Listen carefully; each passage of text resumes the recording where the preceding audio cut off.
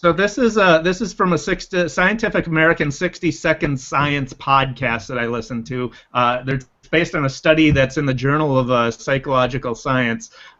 Viewers of TV ads for medications interpret the listings of negative side effects as a sign of trustworthiness of the advertiser. So you've seen those TV commercials where they list a long, long list of, you might die by taking this, a whole bunch of the horrible side effects that the drug might induce.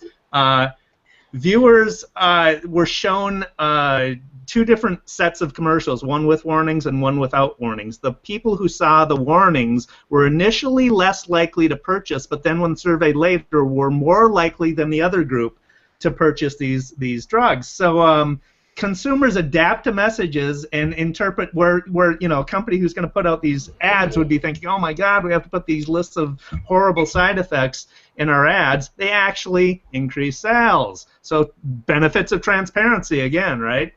Well, you know how there are Easter eggs, little jokes that are put into software, on big sites. Well, I'm sure this was one of them. I was sitting in a doctor's office one day. I was reading the side effects of some drug, and it said, may cause an overwhelming desire to play golf.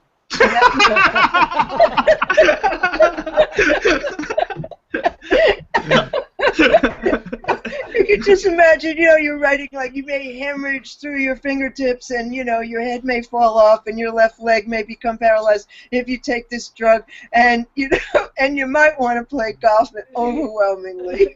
We're coming up to the end of our show Beyond Social Media for this episode. More from B.L. Ochman at whatsnextblog.com and What's Next on Twitter. Also check Ad Age because she regularly contributes to Ad Age as well. And David Erickson, D. Erickson on Twitter.